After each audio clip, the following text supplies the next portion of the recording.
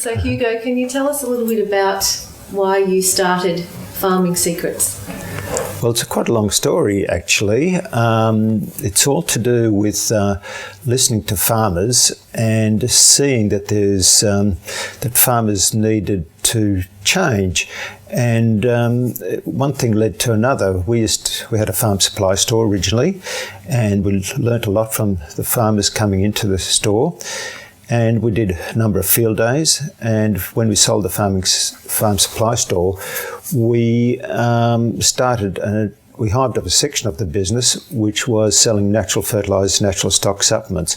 And what we found was that there was a huge change in people and the farmers who started using these natural fertilisers and stock supplements.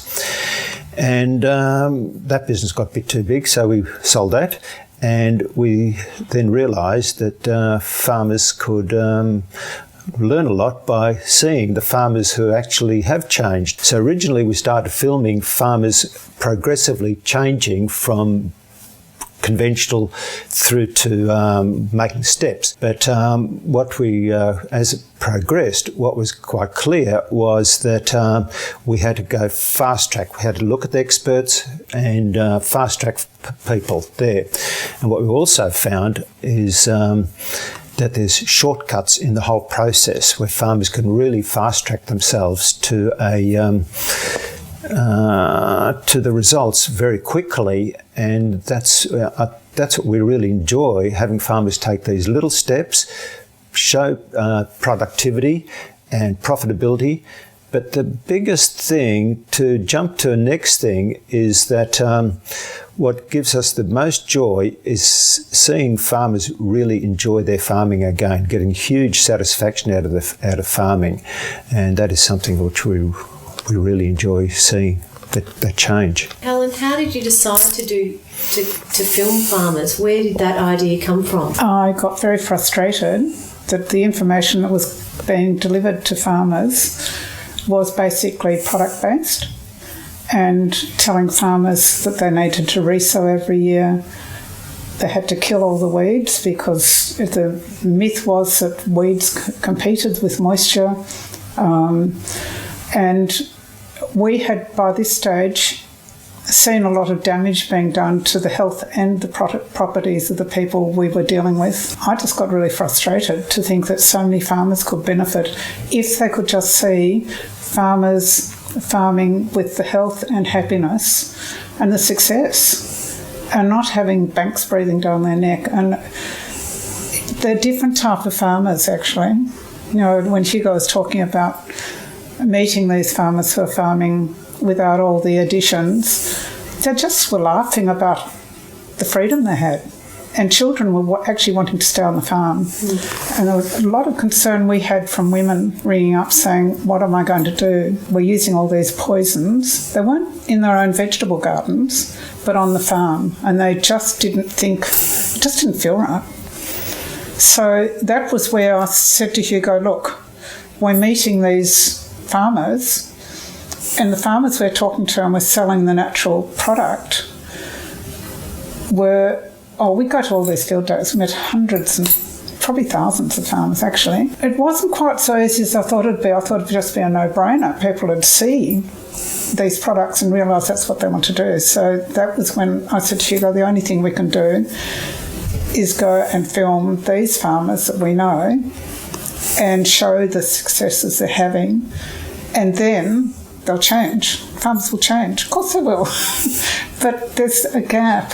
Mm. And it's dealing with that gap that we've had our biggest challenge. Mm-hmm. We've filmed the farmers, we've been on farm, and we're about to go to see a farmer and film who's couldn't get enough stock to eat his grass, and other people don't have any grass. So that's in the same area too. And he was just laughing on the phone. Mm-hmm. And I don't know how you get a farmer to trust the system. So we feel as though with the filming we've done, farmers will trust other farmers.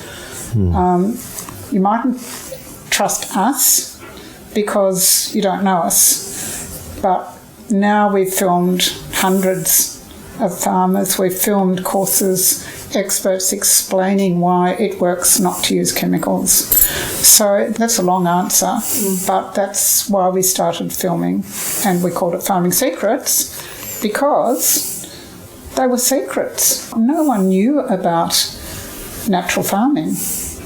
And that was an early experience for us, was meeting Pat Colby, who actually wrote a book called Natural Farming.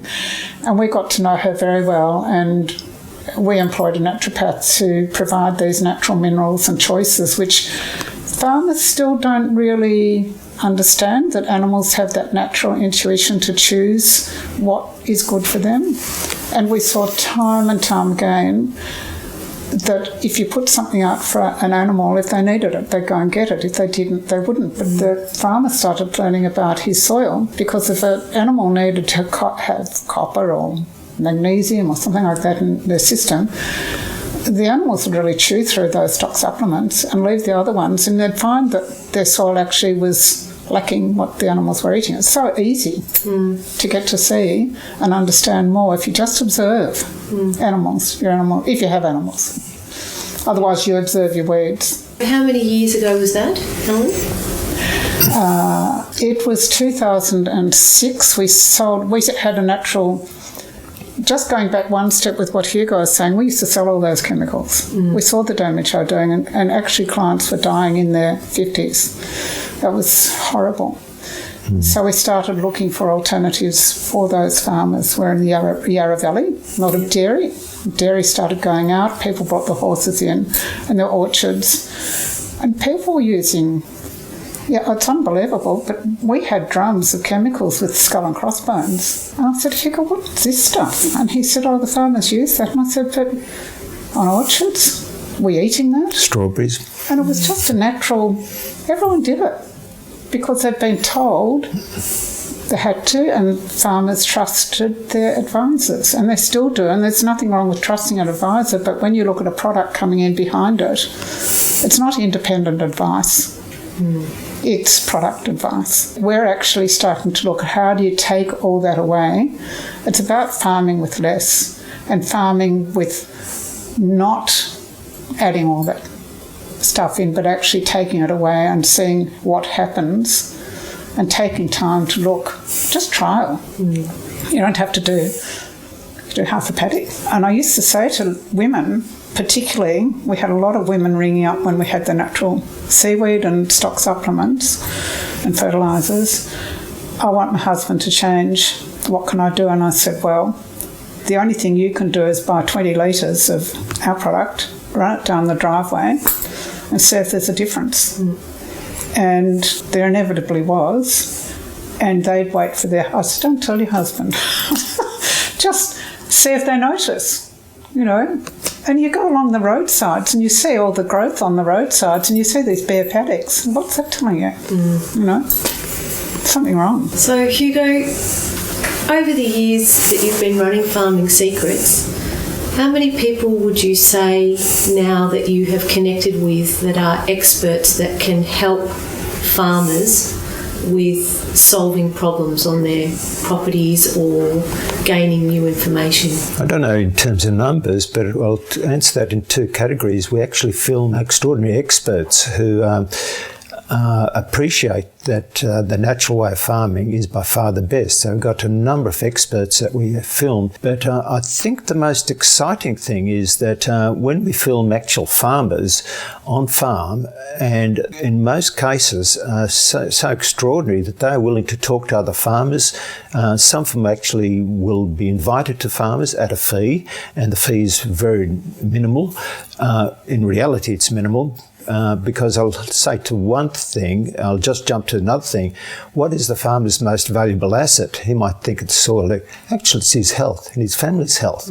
And how much does health cost? I know people who've used up their entire savings account to go to America to sort out their health problem. So the things that when you learn from these fellow farmers who we film, and have them come on your property if necessary, that is invaluable. And the savings, the farmers who take on these changes, it goes on indefinitely. It just the profit they make, the change they make, just keeps going. And that is, that can be tens of thousands of dollars on a small farm, hundreds of thousands on a bigger farm of ongoing yearly income.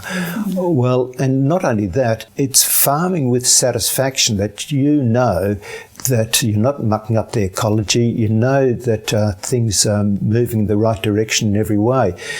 And the farmers we filmed too realise that there is a huge connection between sunlight, the atmospheric gases and whatever else, the plant and soil life. And this is what it's been missing. And as Gabe Brown said, if your consultant doesn't know soil biology, sack him. Yeah, simple as that.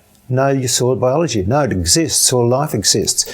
And soil life and humus is so complex, even today, there is no chemical equation on humus because it's such a complex thing. That's thanks to soil life. It's also, what I'm sort of saying sounds like very complex, but there's some very, very simple processes of getting to the end result in this very complex process. We narrowed it down to three things.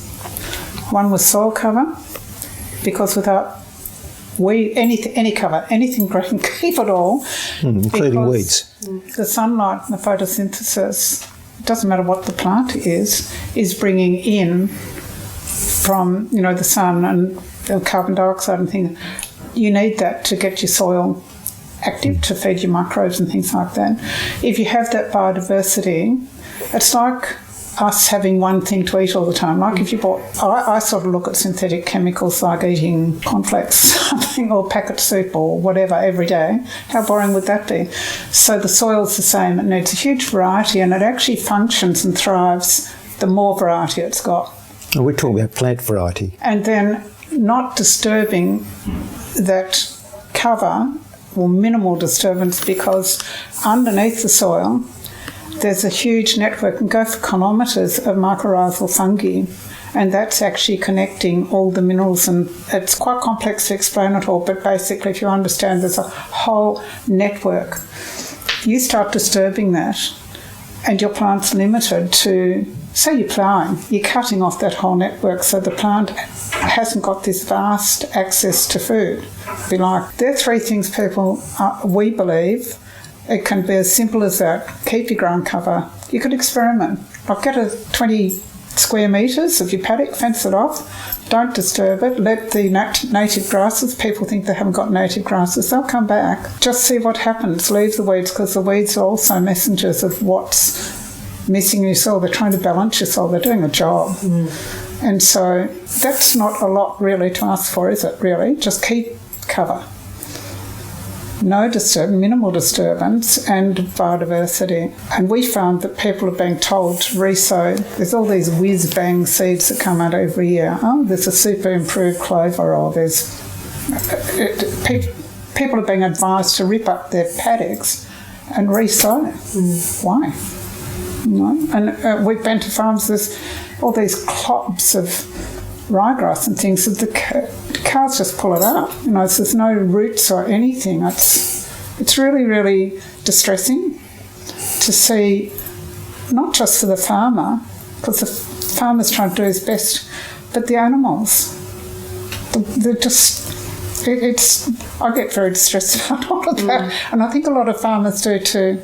I think a lot of farmers do connect to that knowing inside that something's not right. It's not their vision of what farming was going to be. Not at all. It's not joyful. It's going out every day having to deal with a problem. And it affects animal health dramatically. When farmers come to you, Hugo, what are some of the top questions they have about the inputs that are going into farms now? That's a very good question, because a particularly good question, because the farmers, there's this belief that's been created for farmers that if you want to grow a crop, you've got to put in a certain amount of inputs into the soil.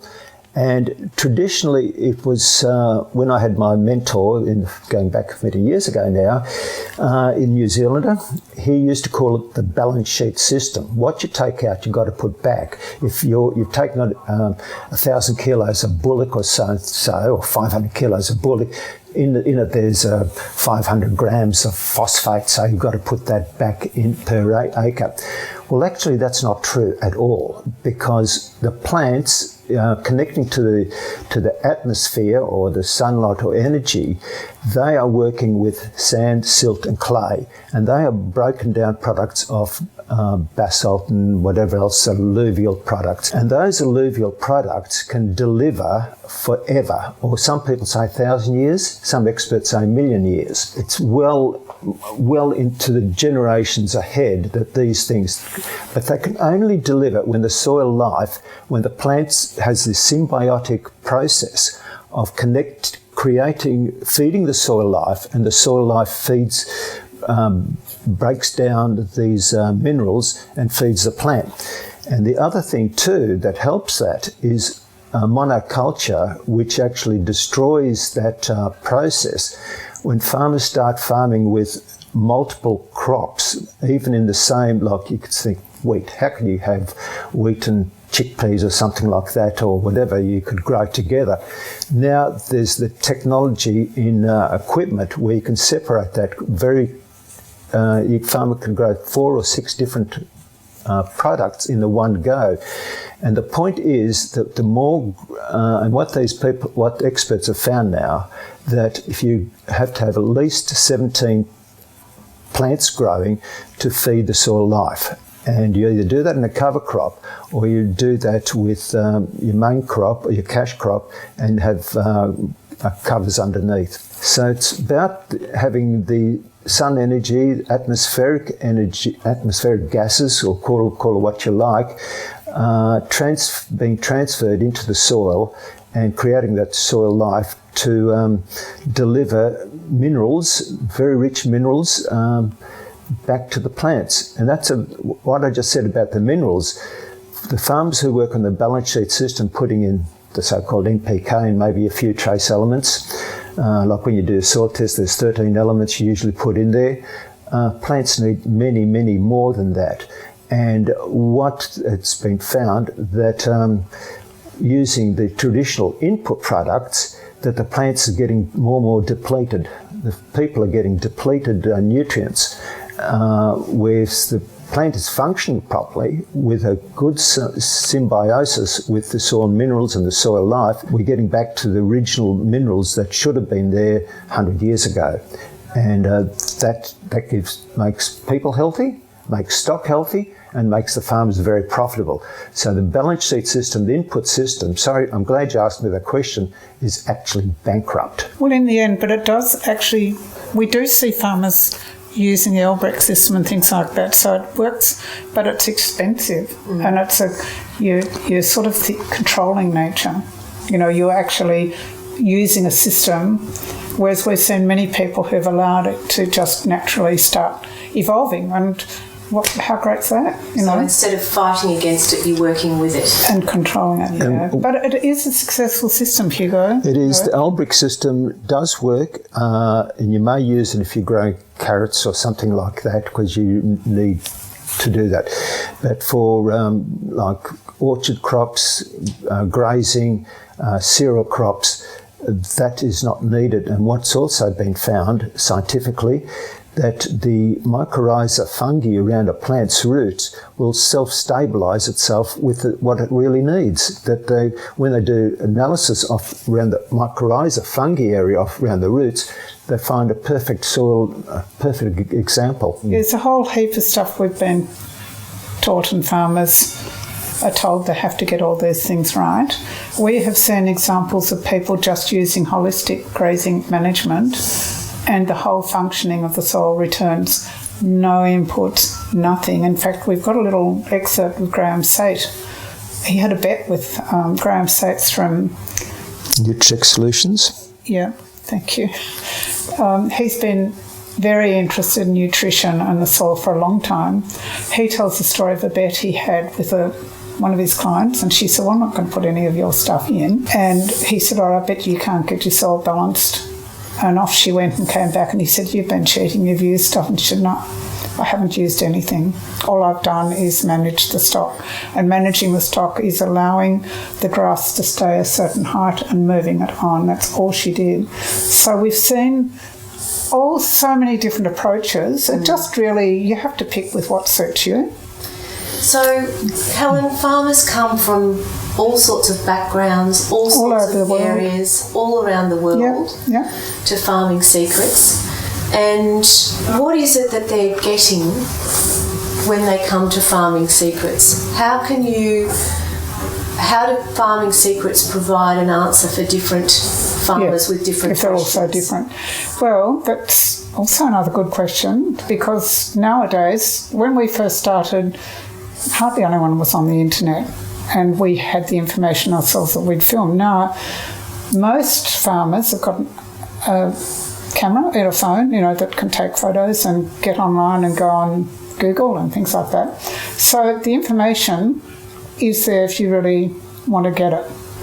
It's what we provide is saying, okay, you've got that information, but they don't know what's going to work out of all of that. Or they might have a specific problem, like we had someone the other day, had coccidiosis with his pigs. He just emailed us, and we put in contact with 2 people who could help, who knew. We certainly don't have all the answers, but we have a huge network of people that we can direct a farmer to. And that's time. That's really, and it's relieving him, because he's not trying to work out, well, should I read that one and listen to that person? And quite a lot of the stuff online is product-based research. So I feel that we can really mentor people and be good with those one-on-one answers, but we also have a lot of farmers who are quite lonely, and they'll ring us on a Sunday afternoon and just say, can I have a chat? And if we're around, I can do that. So we've had some very good friendships, and I know we've helped a lot of people just who are lonely on their farms. So you've built a place that farmers can come and connect on different levels. All sorts of different levels, and we've known thousands of farmers over time, and we have some really good friends from.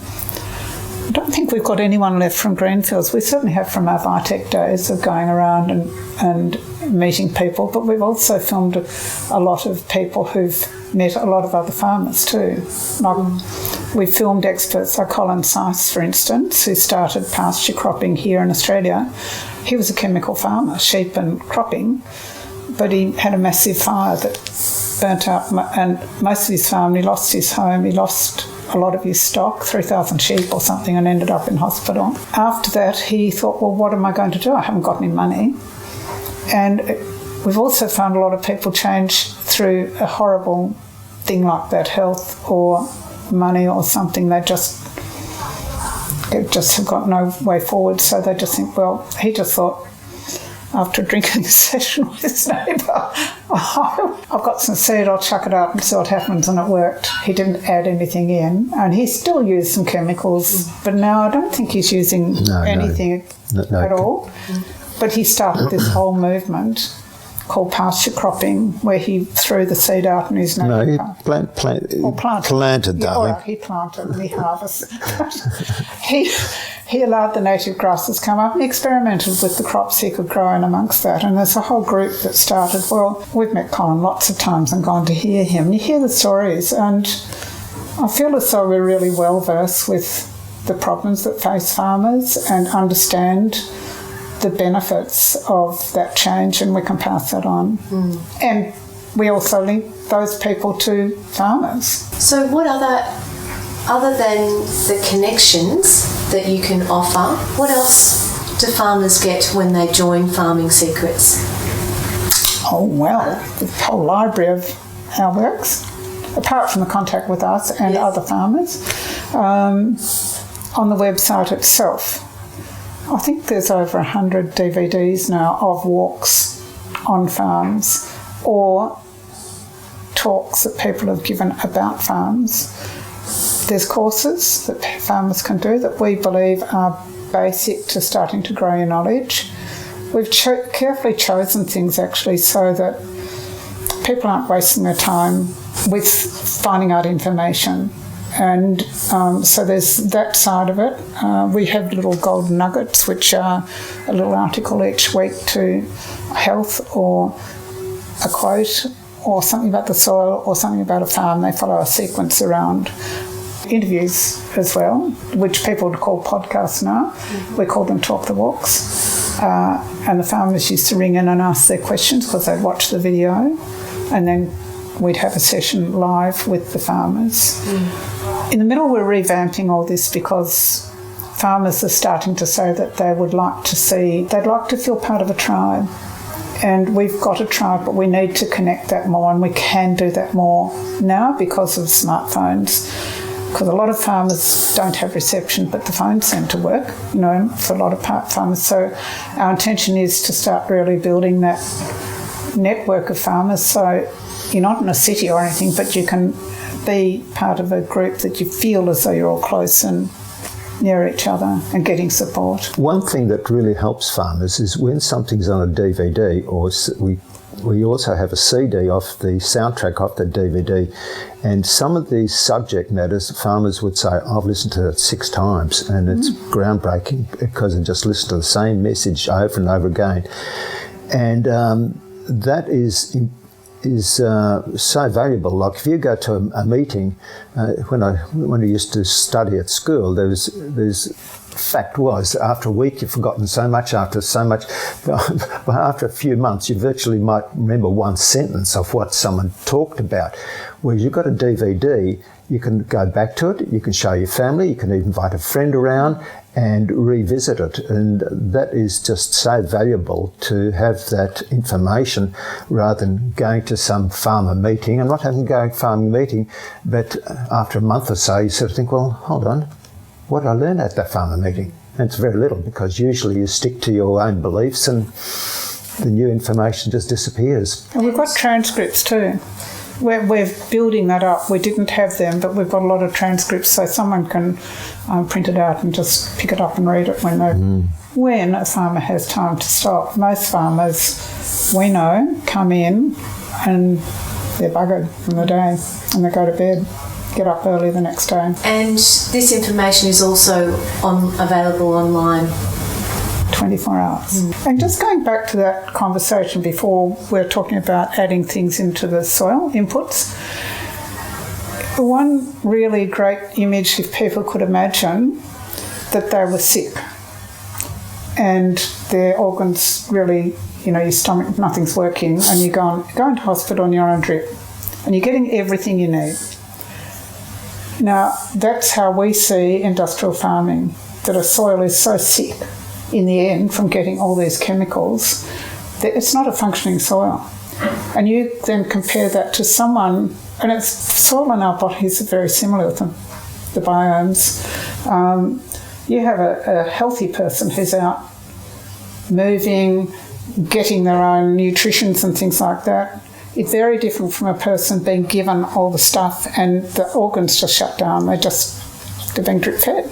And that's quite a good comparison between a healthy soil and one that's been just nuked with because all those chemicals, a lot of saline, and they just kill the microbes. If a farmer comes to you looking for support,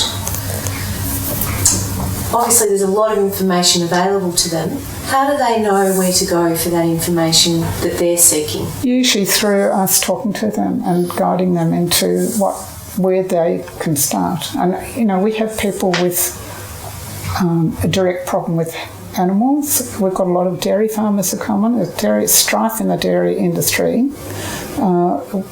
Or it may be looking at how they can manage, because they've heard of people in the drought not being affected by it, basically, in a very near area. So they come with a specific problem, and it's usually because they're aware that something's not right. So then we talk to them and say, well, what do you want to do?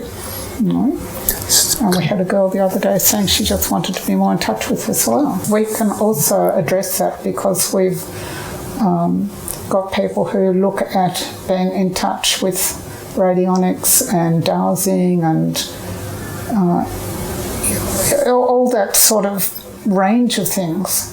It's not necessarily doing something on the farm, it's how they're feeling and they want to feel the connection. One of our big assets is that we're really familiar with how the soil functions, and when a farmer has a problem, in many cases we can fast track him to the particular DVD that is self-explanatory, and we give them you advice, because the quicker they get the soil functioning, the quicker they start making money, the quicker they get satisfaction, the quicker they go and improve their own health, stress-wise, whatever. And we can fast track farmers into a particular way to get the soil biology going. That's the whole thing, getting the soil biology linked to the plant, getting the plant linked to the soil biology. And there's methods which you can do that quite quickly and quite economically. And also stacking on the farm to bring in different profits. A lot of farmers just do one thing. We've introduced farmers to different things they can do, including marketing, onto getting more profit out of that piece of land. The other day I was speaking to a farmer who's doing the ecological soil management course. He's a lot younger than we are, and he said, things aren't right. Things are not right in my community. He said, I have been to 49 funerals. 49, I've never been to 49 funerals, and I was probably double his age, and he said none of those people should have died. They're all in their 40s. And he said it's because of the chemicals and the lack of health in the country. Now, you look, when I was a kid, the country was the place you went to get your fresh air and health. You know, people went to health resorts and things, well, they still do. But, you know, image of a farm in my day was growing things and health and bounding with energy, the fresh air and everything else. In fact, when I was 3, I went on a dairy farm and I decided I wanted to marry a farmer because I have this healthy lifestyle. Well, I did marry a farmer, but we're not on a farm anymore, we're on 4 acres.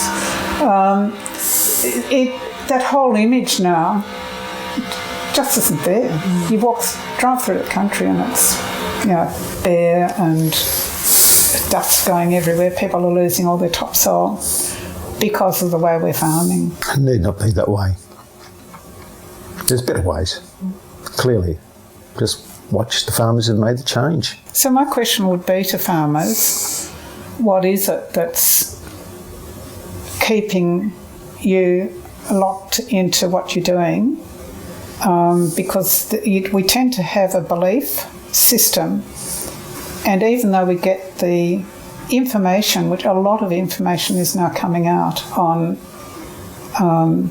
this regenerative farming, and people still, I don't know whether it's a fear factor or because it's so locked into the system, what's going to happen if they stop? But my question would be, what's stopping you from looking at healthy farming and keeping that money going out of the farm instead of seeing it just stop buying all that stuff, which a lot of people, someone broke his back, couldn't get out on the farm to put everything out, and a year later went back out and said, oh, actually my farm hasn't gone backwards.